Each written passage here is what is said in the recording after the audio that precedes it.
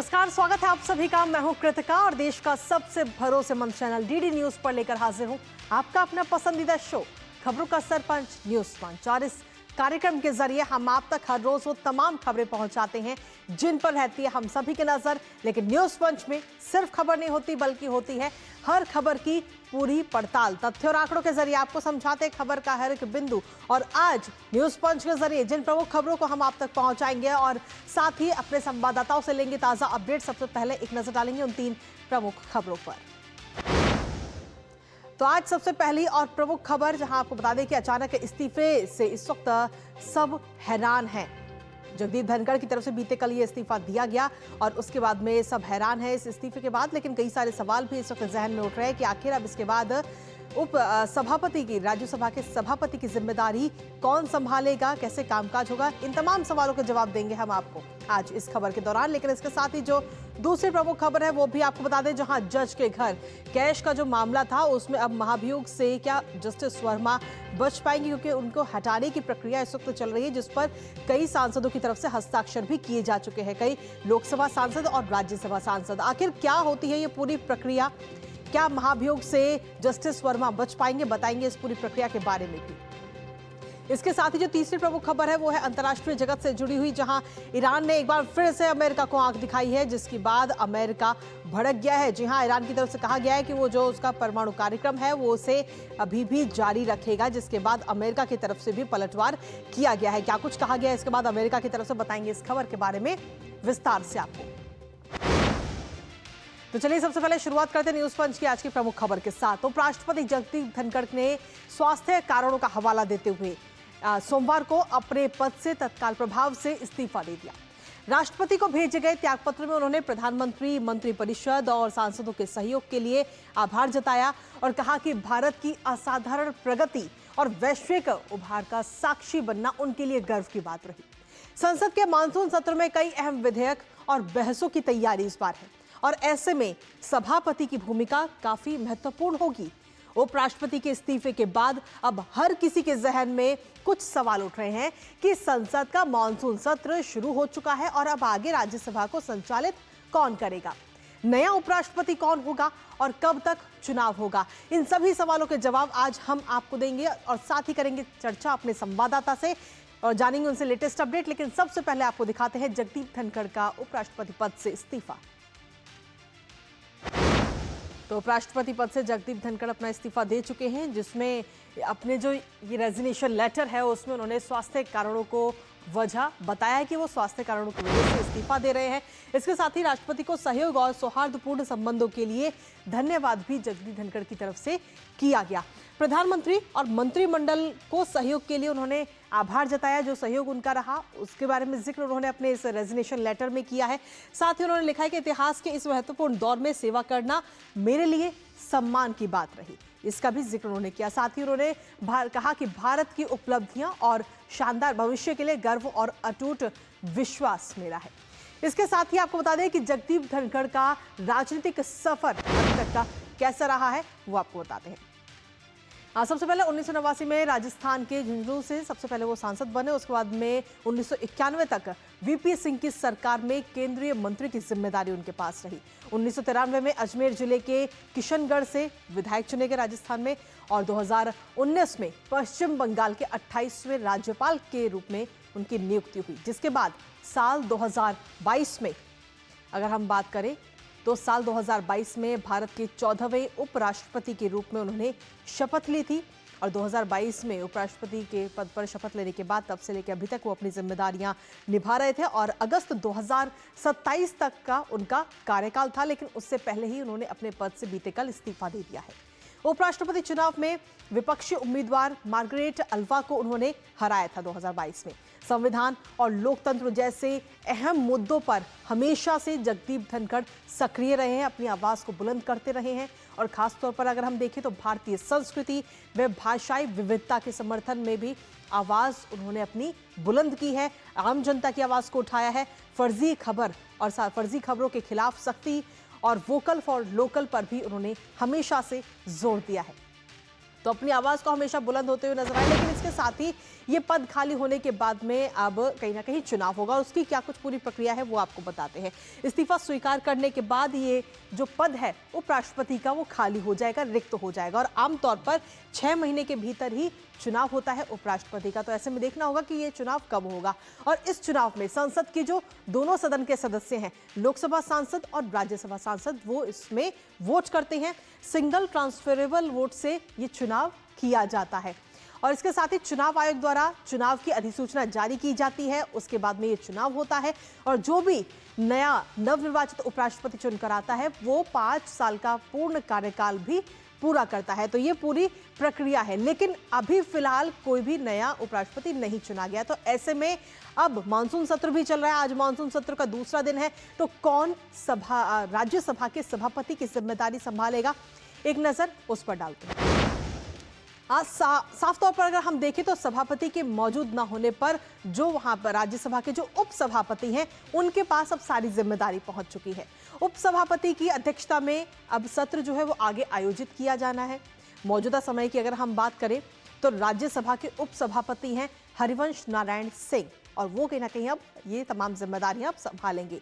साल 2020 से उपसभापति के पद पर वो कार्यरत है और अपनी जिम्मेदारी निभा रहे हैं और जब तक नए उपराष्ट्रपति की नियुक्ति नहीं की जाती है तब तक हरिवंश नारायण सिंह ही इस जिम्मेदारी को निभा लेंगे और इसकी राज्यसभा की जो कार्यवाही है उसको संचालित करेंगे। हमारे साथ में हमारे सहयोगी राजेश राज इस वक्त जुड़ रहे हैं, सीधा उन्हीं का रुख करेंगे। ताजा अपडेट राजेश, फिलहाल सबसे पहले आपसे जानना चाहेंगे क्या कुछ लेटेस्ट अपडेट है आपके पास में। बीते कल इस्तीफा दिया गया उपराष्ट्रपति जगदीप धनखड़ की तरफ से, उसके बाद में अभी फिलहाल आप संसद भवन में ही मौजूद हैं, क्या कुछ लेटेस्ट अपडेट?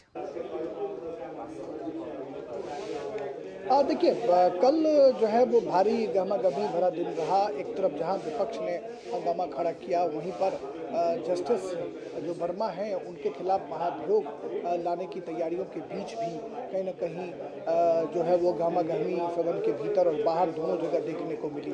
सत्ता और विपक्ष दोनों जो है मिलकर महाभियोग लाने की कोशिश कर रहे हैं, राज्यसभा में विपक्ष की तरफ से और लोकसभा में सत्ता पक्ष की तरफ से। जैसा कांग्रेस के सांसद नासिर हुसैन ने बाहर आकर जब सब बताया तो इस तरह की जानकारी सामने आई। लेकिन जगदीप धनखड़ जो सभापति, तत्कालीन सभापति हम कह सकते हैं, उनको राज्यसभा के उन्होंने अपने पद और से इस्तीफा कर दिया है और उसके बाद कहीं ना कहीं एक जो है वो सस्पेंस की स्थिति दिखाई पड़ रही है। हालांकि राष्ट्रपति को उन्होंने पत्र लिखा है, राष्ट्रपति ने अभी तक उनका इस्तीफा स्वीकार नहीं किया है, कोई औपचारिक तौर पर इसकी घोषणा अभी तक नहीं हुई है। तो तमाम लोगों की नज़रें टिकी हुई हैं कृतिका राष्ट्रपति पर कि राष्ट्रपति का क्या कुछ फैसला सामने आता है। ऐसे समय में जब प्रधानमंत्री देश से बाहर जा रहे हैं, विदेश दौरे पर जा रहे हैं और राष्ट्रपति पर तमाम लोगों की नज़रें टिकी हुई हैं। लेकिन सभापति की गैर मौजूदगी में अगर सदन के संचालन की बात करें तो उपसभापति हरिवंश जो है बखूबी सदन का संचालन कर सकते हैं और पीठासीन सभापतियों की एक पूरी पैनल है जो पैनल सभा का संचालन आराम से कर सकता है, इसमें कोई दो मत नहीं है। लेकिन सभापति जो है वो सभापति होते हैं और मुझे लगता है कि जल्द ही राष्ट्रपति के फैसले के बाद इस पर सत्ता पक्ष की तरफ से कोई न कोई कार्रवाई जो है आगे जरूर हो पाएगी। इसके साथ ही अगर हम देखें राजेश राज, तो बीते कल ही संसद का जो मानसून सत्र है वो शुरू हुआ है और पहले दिन ही ये इस्तीफा भी सामने आ चुका है, इस्तीफा दे दिया गया है उपराष्ट्रपति की तरफ से, जिसके बाद में कहीं ना कहीं राज्यसभा की जो कार्यवाही है क्या उस पर किसी प्रकार का कोई असर पड़ता हुआ नजर आ सकता है इस इस्तीफे के बाद?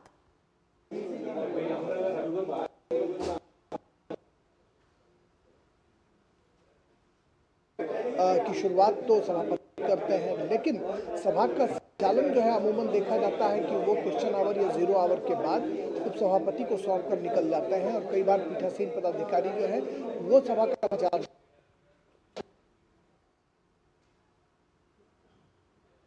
जी चलिए, आपकी आवाज़ हम तक अभी नहीं पहुंच पा रही है, एक बार फिर से संपर्क साधेंगे, कुछ तकनीकी समस्या के कारण आपकी आवाज़ हम तक नहीं पहुंच पा रही। फिलहाल बहुत बहुत शुक्रिया राजेश, तमाम अपडेट्स हमारे साथ साझा करने के लिए। और इसी के साथ चलिए अब अगली महत्वपूर्ण खबर का रुख कर लेते हैं। नकदी मिलने के मामले में सीधे तौर पर घिरे जस्टिस यशवंत वर्मा को पद से हटाने के लिए उनके खिलाफ संसद में महाभियोग चलाने की कार्यवाही शुरू हो चुकी है। हाईकोर्ट के जज वर्मा अपने आवास पर बेहिसाब नकदी मिलने के बाद कदाचार के आरोपों का सामना भी कर रहे हैं। तो वहीं संसद के मानसून सत्र के पहले दिन यानी सोमवार को लोकसभा के 150 से ज्यादा सांसदों ने जस्टिस वर्मा के खिलाफ लाए गए महाभियोजन प्रस्ताव पर हस्ताक्षर कर दिए हैं। दरअसल आपको बता दें कि इसी साल 14 मार्च की रात को दिल्ली हाईकोर्ट के तत्कालीन जस्टिस यशवंत वर्मा के सरकारी आवास के स्टोर रूम में आग लगी थी और वहां पर करोड़ों के नोट जले हुए पाए गए थे। न्यायिक कार्य जज वर्मा ने वापस ले लिया गया और उसके बाद में उन्हें उनके जो मूल उच्च न्यायालय है इलाहाबाद वहां पर स्थानांतरित कर दिया गया है। इसके साथ ही 3 जजों की जांच कमेटी का भी गठन किया गया था इस पूरे मामले की जांच के लिए। करेंगे इस पूरे मामले को लेकर चर्चा, लेकिन उससे पहले आपको दिखाते हैं महाभियोग प्रस्ताव पर आखिर किस किस दल ने हस्ताक्षर किए हैं। तो जज के घर पर कैश का ये पूरा मामला था जिसमें अब महाभियोग प्रस्ताव पर कई सारे दलों की तरफ से ये हस्ताक्षर किए गए हैं, जिसमें खासतौर पर हम देखें तो भारतीय जनता पार्टी, कांग्रेस, टीडीपी और जेडीयू की तरफ से हस्ताक्षर इस पर कर दिए गए हैं। इसके साथ ही इसके अलावा अगर हम देखें तो जनता दल सेकुलर की तरफ से भी हस्ताक्षर इस पर किए गए हैं। असम गण परिषद की तरफ से भी इस पर हस्ताक्षर किए जा चुके हैं। शिवसेना के जो सांसद हैं उन्होंने भी इस पर हस्ताक्षर कर दिए हैं। साथ ही जनसेना पार्टी के जो सांसद हैं उनकी तरफ से भी हस्ताक्षर किए गए हैं। सीपीएम की तरफ से हस्ताक्षर हो चुके हैं। एसकेपी, लोक जनशक्ति पार्टी और साथ ही स्वराज इंडिया पार्टी समेत तमाम दलों की तरफ से ये हस्ताक्षर किए जा चुके हैं। तो खासतौर पर अगर हम बात करें तो लोकसभा में से 150 से ज्यादा सांसदों की तरफ से इस महाभियोग प्रस्ताव पर हस्ताक्षर किए जा चुके हैं। लेकिन इसके साथ ही जज के खिलाफ जो महाभियोग की पूरी प्रक्रिया है वो क्या है, एक नजर उस पर डालते हैं। सबसे पहले आपको बता दें कि जज के खिलाफ महाभियोग प्रक्रिया में सुप्रीम कोर्ट और हाई कोर्ट के जजों के खिलाफ महाभियोग की ये पूरी प्रक्रिया होती है, जिसमें संविधान के अनुच्छेद 124(4) और 217(1)(b) के तहत और साथ ही न्यायाधीश जांच अधिनियम 1968 में निर्धारित है। साथ ही आपको बता दें कि नोटिस प्रस्तुत करना या फिर लोकसभा अध्यक्ष या राज्यसभा सभापति को ये नोटिस जो है वो सौंपा जाता है उनके साइन करने के बाद में। और लोकसभा में कम से कम 100 सांसदों के हस्ताक्षर इस पर होने चाहिए और वहीं लोकसभा के अलावा राज्यसभा के भी 50 सांसदों के हस्ताक्षर इस पर होने चाहिए जो नोटिस सौंपा जाता है सभापति को। इसके अलावा प्रस्ताव स्वीकार करना पर अगर हम देखें तो प्रस्ताव स्वीकार करना या फिर अस्वीकार किया जा सकता है लोकसभा अध्यक्ष की तरफ से और राज्यसभा सभापति की तरफ से, और लोकसभा अध्यक्ष और राज्यसभा सभापति के पास में इसका पूरे तौर पर अधिकार उनके पास में है कि वो इस नोटिस को स्वीकार भी कर सकते हैं और अस्वीकार भी कर सकते हैं। साथ ही जांच समिति का भी गठन इसमें किया जाता है। प्रस्ताव स्वीकार होने पर 3 सदस्यीय जांच समिति का गठन किया जाता है और ये समिति 1 से 3 महीने में अपनी रिपोर्ट जो है वो प्रस्तुत करती है। इसके साथ ही संसद में मतदान होता है इसको लेकर के। जज के खिलाफ महाभियोग प्रक्रिया की जब हम बात करें तो संसद में मतदान भी किया जाता है और प्रस्ताव को दोनों सदनों में विशेष बहुमत से पारित करना होता है। राज्यसभा और लोकसभा में दोनों सदनों में पारित होने पर राष्ट्रपति के पास ये प्रस्ताव जाता है और अंतिम हस्ताक्षर राष्ट्रपति के इस पे किए जाते हैं। अंतिम निर्णय जो है वो राष्ट्रपति के आदेश पर होता है और जज के पद से हटाया जाता है या नहीं हटाया जाता, राष्ट्रपति की तरफ से जो भी आदेश होगा। तो कुल मिलाकर ये पूरी प्रक्रिया है। लेकिन आखिर एक नजर उस पर भी डाले थे कि आखिर ये पूरा मामला क्या है, जस्टिस यशवंत वर्मा का ये पूरा मामला क्या था। दरअसल 14 और 15 मार्च 2025 की रात को इस पूरे मामले की शुरुआत हुई थी, जब दिल्ली में स्थित सरकारी आवास के स्टोर रूम में अचानक से आग लग गई थी। और आग लगने की जानकारी जैसे ही मिली तो आग बुझाने के लिए जो दमकल कर्मी वहां पहुंचे थे उनको वहां पर काफी संख्या में जले हुए नोट बरामद हुए। इसके साथ ही आपको बता दें कि स्टोर रूम से 500 रुपए के जले हुए नोटों की कई सारी गड्डियां भी मिली थी, जिसकी तस्वीरें भी आप ऑलरेडी इससे पहले देख चुके हैं किस तरह की तस्वीरें सामने आई थी। और साथ ही आपको बता दें कि इस घटना को भ्रष्टाचार से जोड़कर भी काफी ज्यादा देखा गया। तो वहीं सुप्रीम कोर्ट ने 3 जजों की इन हाउस जांच समिति का भी गठन किया था इस पूरे मामले को लेकर के, जिसे अपनी रिपोर्ट देनी थी। इसके साथ ही जस्टिस वर्मा का स्टोर रूम पर पूरे तौर पर नियंत्रण था। ये इस रिपोर्ट में खुलासा हुआ है कि जस्टिस वर्मा का स्टोर रूम जो है वहां पर पूरी तरह से नियंत्रण उनके हाथ में था। इस समिति ने जस्टिस वर्मा को पद से हटाने की भी सिफारिश की थी, जो समिति बनाई गई थी इस पूरे मामले की जांच के लिए। और तत्कालीन सीजीआई संजीव खन्ना ने राष्ट्रपति प्रधानमंत्री को ये पूरी रिपोर्ट भी भेजी थी, जो जांच रिपोर्ट सामने आई थी। इसके साथ ही इस रिपोर्ट को महाभियोग की सिफारिश के साथ भेजा गया और खास तौर पर हम देखें तो दिल्ली हाईकोर्ट से इलाहाबाद हाईकोर्ट में उनका ट्रांसफर कर दिया गया, स्थानांतरित उन्हें कर दिया गया।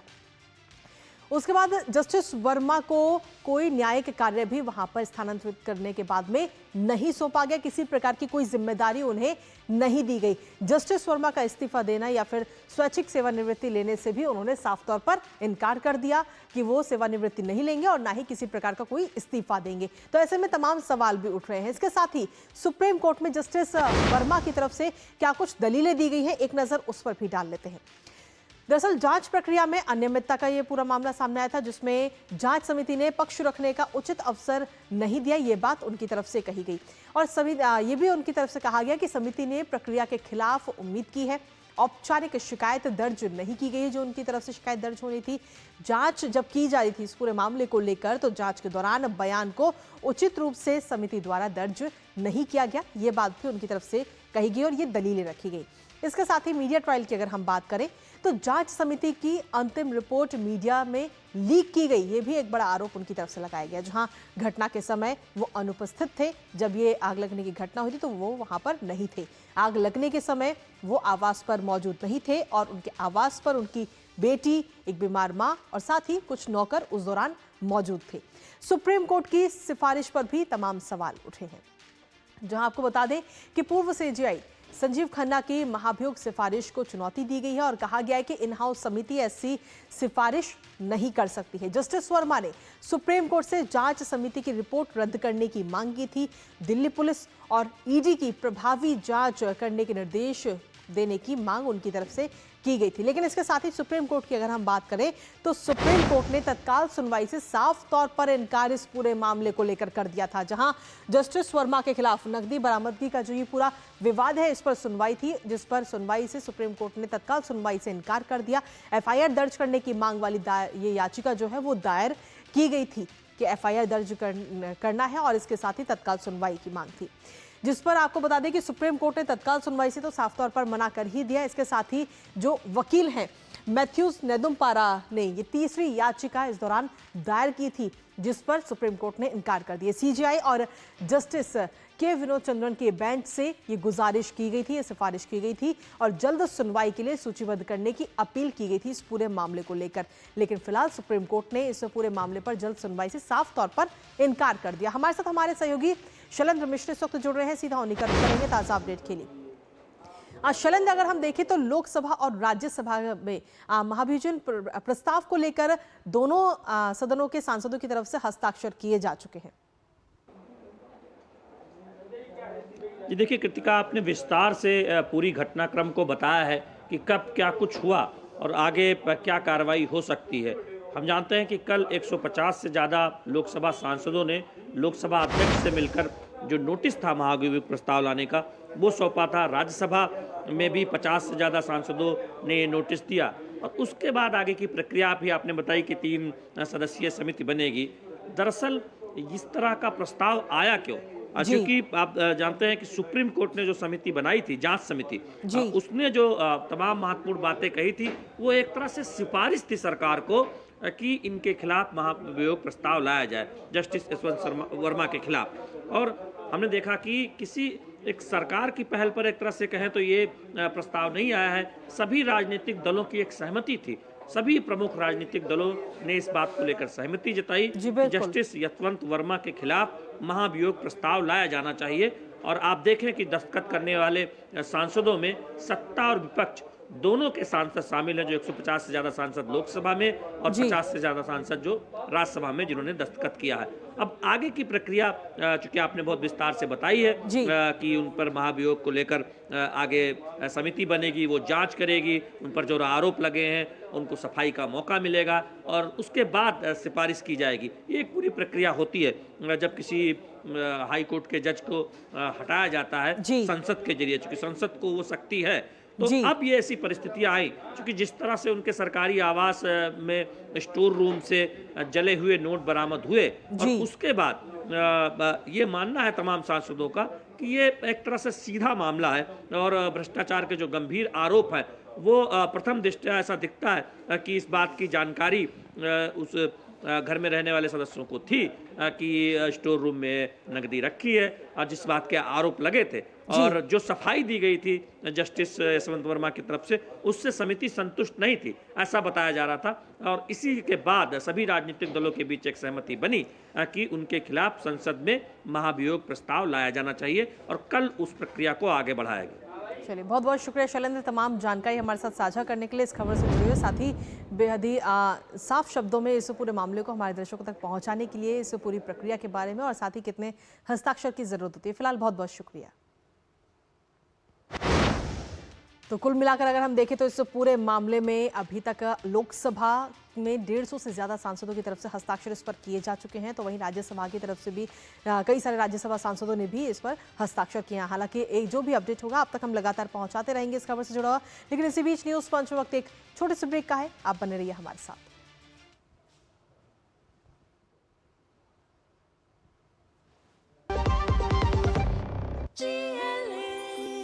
जो लक्ष्य चुना था समझ आने लगा है।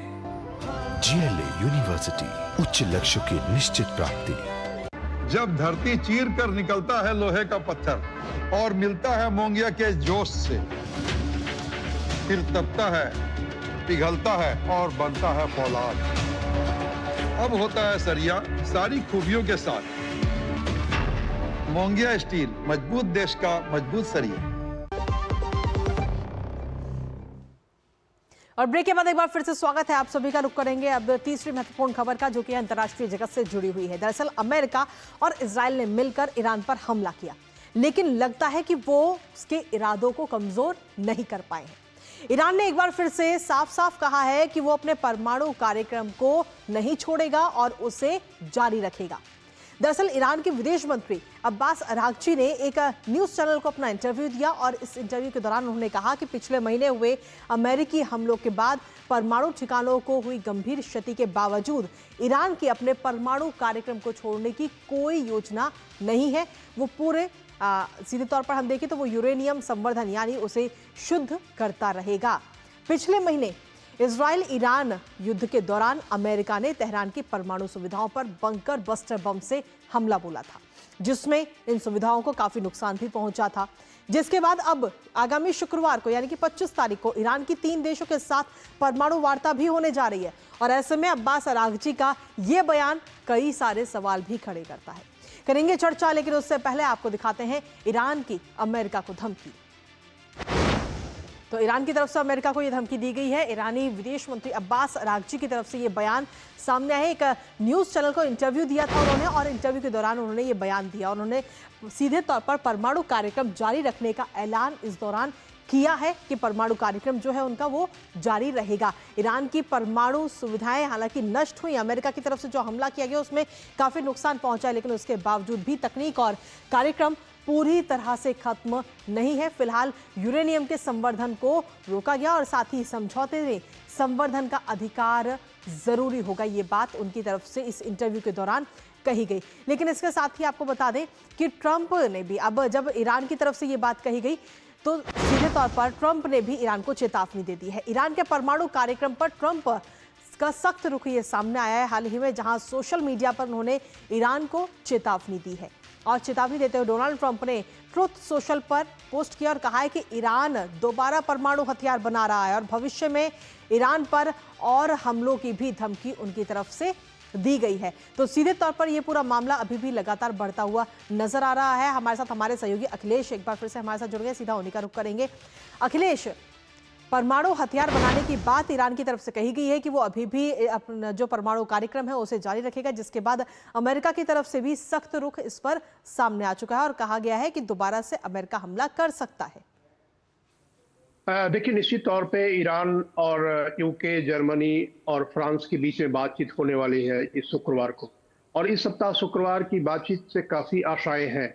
और आशाएं इसलिए कि देखिए, जिस समय इजराइल और ईरान के बीच में युद्ध शुरू हुआ, 12 दिनों का युद्ध चला, और उस बीच में अमेरिका ने ईरान के परमाणु ठिकानों पर हमला किया और दावा यह किया गया अमेरिका की तरफ से कि ईरान के परमाणु ठिकाने जो है वो नष्ट कर दिए गए हैं। हालांकि ईरान शुरू में इसका खंडन करता रहा कि कुछ नष्ट नहीं हुआ है, लेकिन जब अरागची का कल जो बयान आया है, कल जो उन्होंने इंटरव्यू दिया है, उस इंटरव्यू में उन्होंने स्वीकार किया है कि काफी डैमेज हुआ है ईरान के परमाणु कार्यक्रम में। अब निश्चित तौर पे ईरान के सामने दो बातें हैं। ईरान के सामने एक समस्या यह है कि अगर वो यह घोषणा कर देता है निगोशिएशन के पहले ही कि हम अपने परमाणु कार्यक्रम को जीरो तक ले जाने के लिए तैयार हैं, तो फिर बातचीत का कोई नतीजा अभी से निकल जाएगा कि हाँ जी ये तैयार हो गया है। तो निश्चित तौर पे एक बार्गेनिंग चिप है ईरान के पास कि वो बार्गेनिंग चिप का उपयोग कर रहे हैं फ्राइडे की मीटिंग के पहले कि हम अपने परमाणु कार्यक्रम को बंद नहीं करेंगे। ऐसे कहा तो यह जाए कि पूरी दुनिया के जो विकसित देश है वो इस बात के लिए पूरी तरह तैयार नहीं है कि परमाणु कार्यक्रम जो ईरान का है उसे पूरी तरह बंद करने की जरूरत है। तो कई लोगों का ये कहना है कि परमाणु जो शांतिपूर्ण परमाणु ऊर्जा के लिए जो ईरान को कार्यक्रम रखना है वो जारी रख सकता है। तो ऐसे में देखिए जो शुक्रवार की मीटिंग है उस मीटिंग में जो इनका मैक्सिमम पॉइंट है वो 0% तक नहीं ले जाने का है। इनका मैक्सिमम पॉइंट रहेगा कि हाँ जी हमको इजाजत दी जाए कि हम अपने परमाणु कार्यक्रम को शांतिपूर्ण परमाणु कार्यक्रम को जारी रखें। उधर यूरोपीय ताकतों है, यूरोपीय ताकतों की तरफ से कुछ प्रस्ताव दिए जाएंगे निश्चित तौर पे। अब वो देखना होगा कि फ्राइडे की मीटिंग में क्या प्रस्ताव यूरोपीय देता है। हालांकि अमेरिका का कहना यह है कि वो परमाणु कार्यक्रम को ईरान पूरी तरह बंद करे। अब इसे बीच का रास्ता निकालने की ईरान के विदेश मंत्री ने यह एक कह सकते हैं कि एक अपना तुरुप का पत्ता फेंका है। अब उसे किस तरह से यूरोपीय ताकतें खेलती है यह देखने वाली बात होगी। जी चलिए, बहुत बहुत शुक्रिया अखिलेश, तमाम जानकारी और अपडेट्स हमारे साथ साझा करने के लिए। इस खबर से जुड़े हुए तो सीधे तौर पर शुक्रवार पर इस वक्त सभी की नजर है, क्योंकि शुक्रवार को ये महत्वपूर्ण वार्ता परमाणु कार्यक्रम को लेकर ये महत्वपूर्ण वार्ता होने जा रही है ईरान के साथ, और साथ ही 3 यूरोपीय देश इसमें शामिल होंगे और देखना होगा कि इस वार्ता का क्या कुछ हल निकल कर सामने आता है। नजर इस पर लगातार बनी रहेगी, लेकिन इसी के साथ फिलहाल न्यूज पंचमुजा और हमारी टीम को दीजिए अनुमति इस वादे के साथ कि 2 बजे फिर होगी आपसे मुलाकात। तब तक के लिए नमस्कार।